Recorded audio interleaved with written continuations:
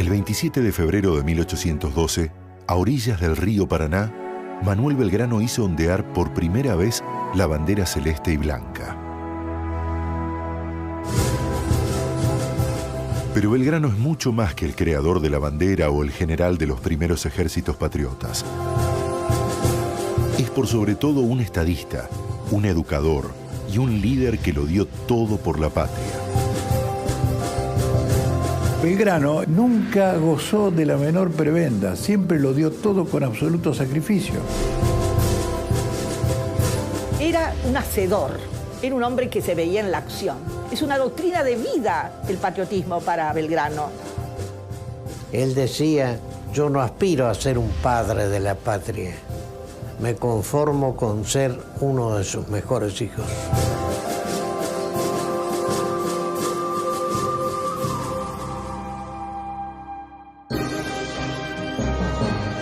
Manuel Belgrano, un educador en el frente.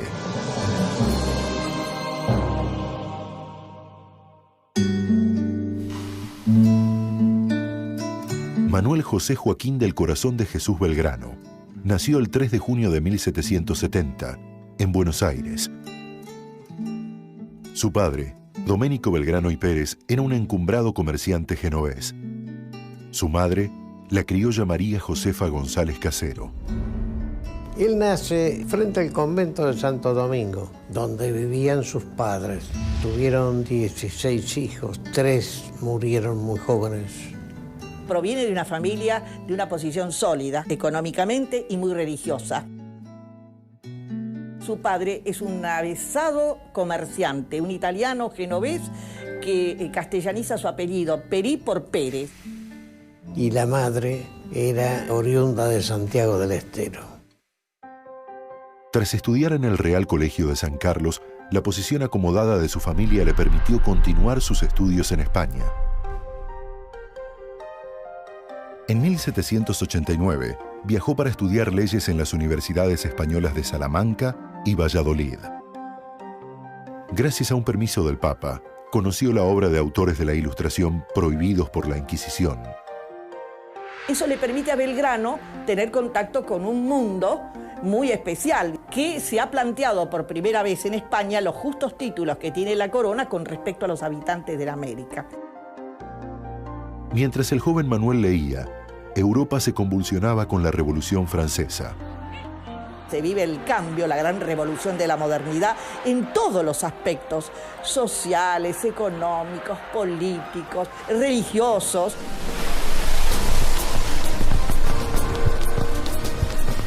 Regresó a Buenos Aires en 1794 con el título de licenciado en leyes y el cargo de secretario perpetuo del consulado del virreinato. Y allí desarrolla casi toda su actividad civil. Dominaba 4 o 5 idiomas, sabía inglés, francés, alemán, los traducía incluso. Hablaba el quechua y tenía así una muy buena dimensión del país real. Desde su cargo en el consulado, impulsó la industria y la educación en Buenos Aires. Gracias a su iniciativa, se crearon las escuelas de matemáticas, dibujo y náutica. Entre 1794 y 1810, el prestigio de Belgrano creció gracias a sus ideas políticas y económicas. Las difundió como secretario del consulado y en el primer periódico editado en Buenos Aires, El Telégrafo Mercantil. Belgrano entiende que la educación es un valor muy importante y que hay que expandirlo, y promueve todas esas ideas de desarrollo material y cultural.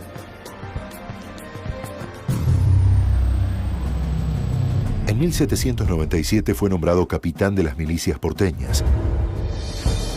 En 1806 y 1807 enfrentó las invasiones inglesas como un sargento mayor del regimiento de patricios.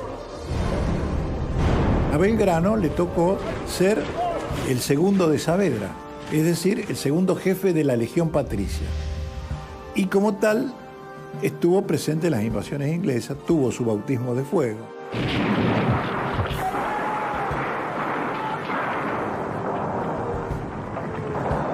Belgrano no es un militar de carrera, es un miliciano. pese a lo cual Belgrano logró convertirse en un personaje muy respetado por los militares. La victoria sobre los británicos abriría las puertas a la revolución emancipadora. El abogado Belgrano comenzaba a transformarse en general de la patria.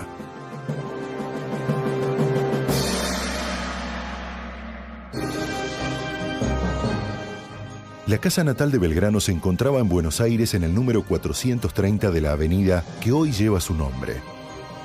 La construcción original fue demolida en 1880.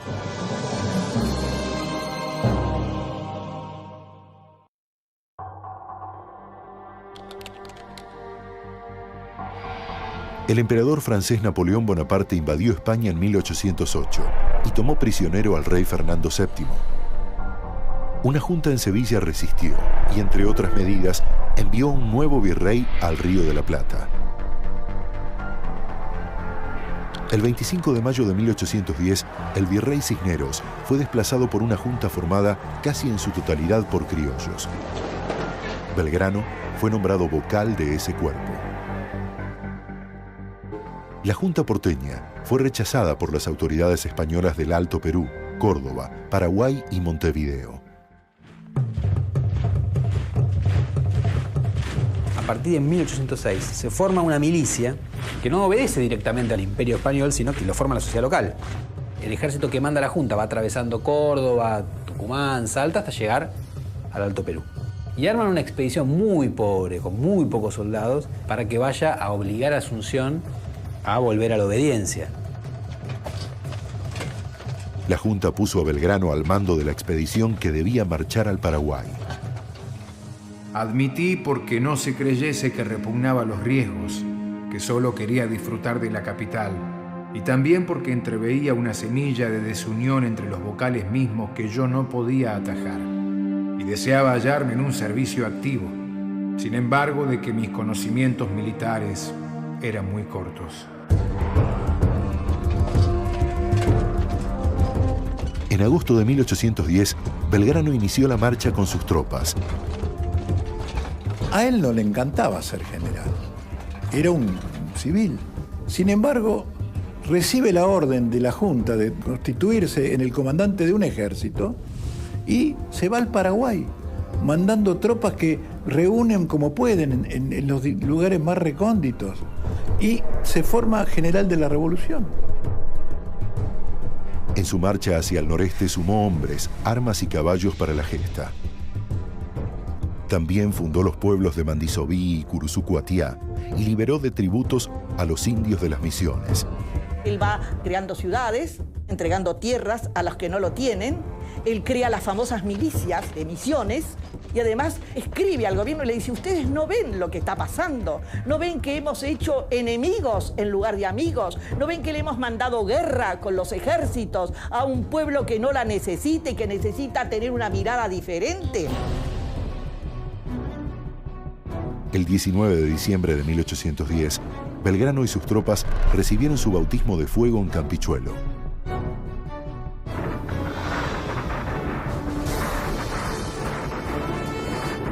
Pero el 9 de marzo fueron derrotados en Paraguarí por las fuerzas del general realista Cabañas y debieron retirarse. Sin embargo, Belgrano convirtió el revés en una victoria política. Lo que logra es, en el camino, ir asegurando fidelidades hacia la revolución en el litoral. Cuando llega allí con el general Cabañas, traba una amistad muy cordial y lo convence de que ellos iban a ser libres, iban a estar mejores, sin ser necesariamente una dependencia de Buenos Aires. Y el Paraguay, de hecho, al año siguiente hace su propia revolución y comienza un camino que lo lleva a su propia independencia y a alejarse completamente del resto del Río de la Plata. Él tenía un plan americanista.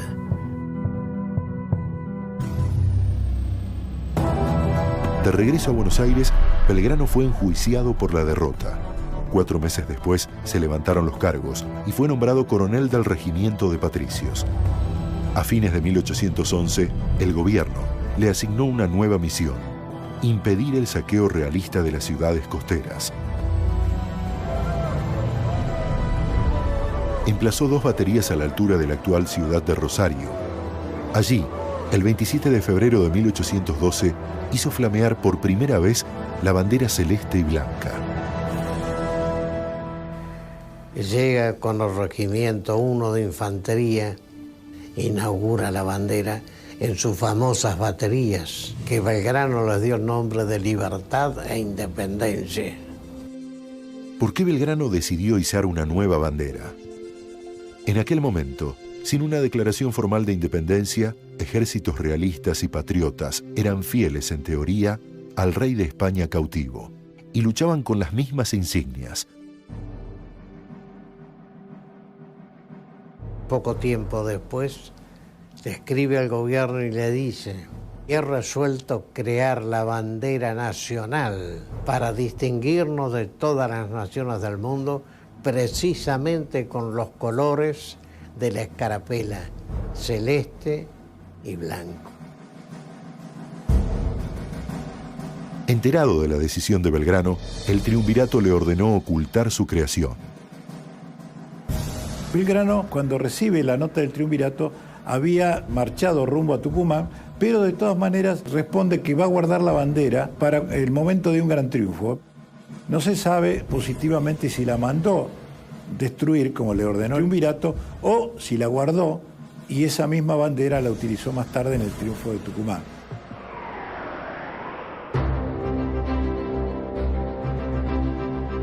El Belgrano militar estaba a punto de agregar nuevas páginas a su vida y a la historia del país.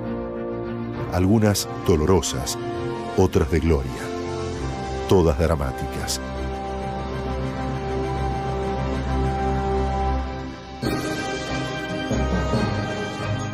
Todas las capitales provinciales tienen una avenida Belgrano. Existen 29 localidades con el nombre del prócer en todo el país. Su nombre es utilizado en la línea férrea más extensa de la Argentina, en una base antártica, en un puente que cruza el río Paraná, y es el único prócer que cuenta con una estatua en la Plaza de Mayo.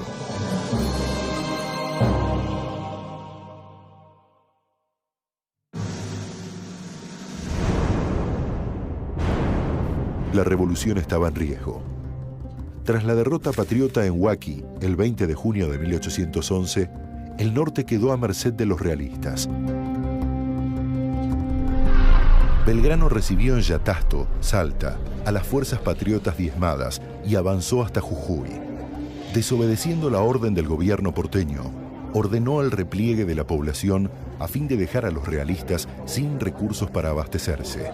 Era el éxodo jujeño.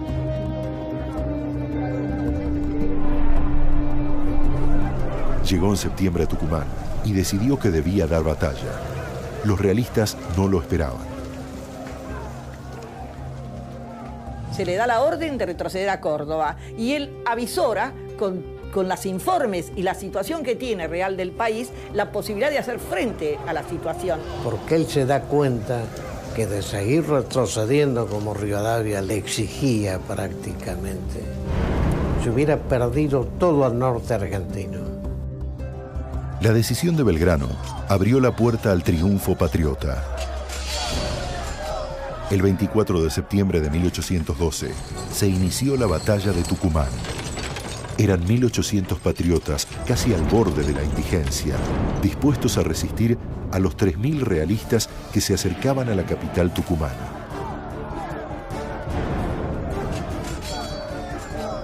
En pocas horas, Belgrano les infligió una dura derrota.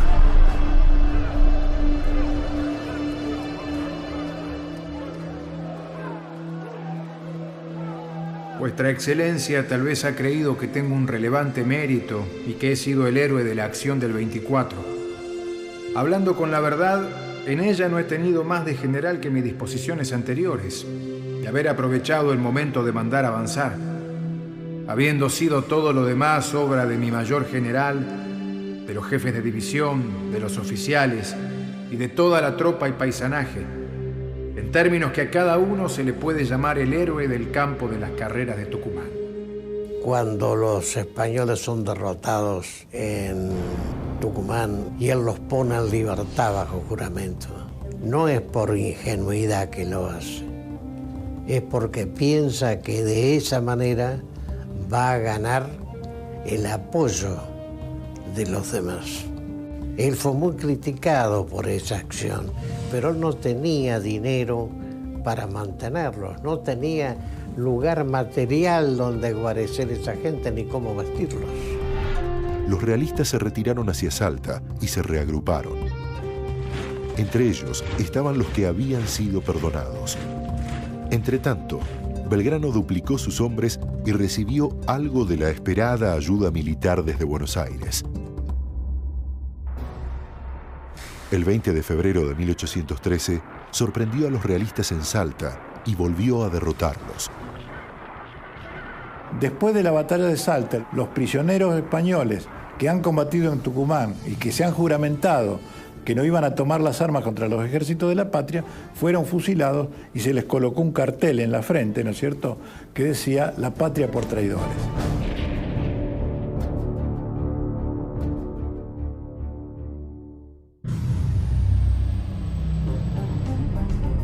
El general recibió toda clase de honores por estos triunfos, entre ellos un importante premio en dinero. Cuando se le da el premio después de Salta y Tucumán, él lo dispone para la creación de 4 escuelas. Además, se hizo tiempo para redactar el reglamento bajo el que debían funcionar.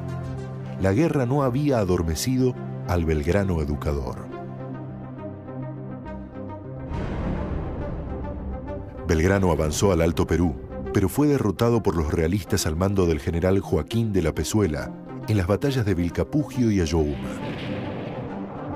Cuando Belgrano creyó que iba a triunfar sin duda, por una mala interpretación de alguien que toca retirada, se desbandan las tropas. En el momento que Pezuela se da cuenta de esa situación, ataca y lo derrota a Belgrano. Tras las terribles derrotas, el Alto Perú cayó otra vez en manos de los realistas. Belgrano, enfermo y abatido, se replegó hacia Tucumán con los restos de su ejército.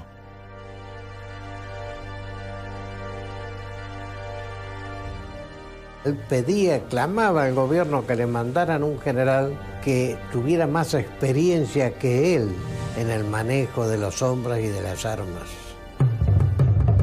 Acorde a su pedido realizado tras el triunfo de Tucumán, el gobierno había accedido a enviar en su reemplazo al coronel José de San Martín, el más experimentado militar con que contaban los patriotas. Se encontraron el 29 de enero de 1814 en una posta en Algarrobos, Salta, cerca de Yatasto. Cuando San Martín es designado jefe del Ejército del Norte, Belgrano se le subordina inmediatamente. Y allí él le brinda a San Martín lo que él aprendió de esos diputados de los pueblos que le mandaban mapas, referencias de todo lo que se sabía y se tenía a mano en ese momento. Allí compartieron una idea ambiciosa, aunque aún dicha con cautela, la de la independencia continental. Belgrano advierte en San Martín al hombre de la firmeza necesaria y de los conceptos estratégicos como para llevar adelante una lucha más efectiva. Dijo, refiriéndose a Belgrano, no será un Bonaparte en punto a milicia, pero es lo mejor que tenemos en América del Sur.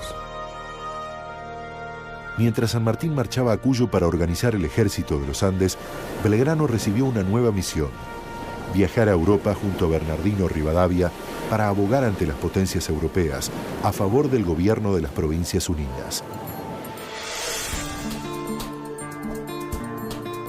Él tenía que explorar la postura de las cortes europeas con respecto a los sucesos de Río de la Plata. Era una situación internacional muy difícil en ese momento. ¿Por qué? Porque España ya había terminado la guerra contra Napoleón, Fernando VII había vuelto al trono y los países europeos se habían reunido en la Santa Alianza, que tenía uno de sus principales objetivos eliminar las revoluciones donde surgiesen.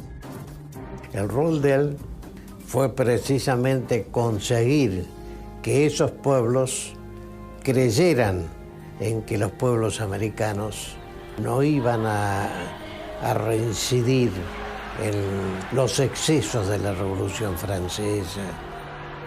El mundo había cambiado y había que cambiar en consecuencia.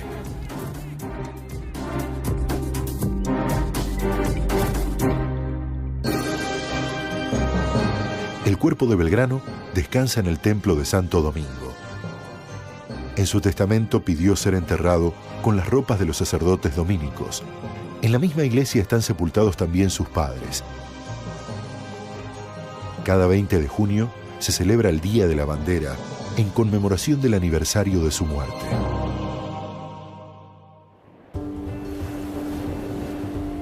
Belgrano regresó de Europa en noviembre de 1815.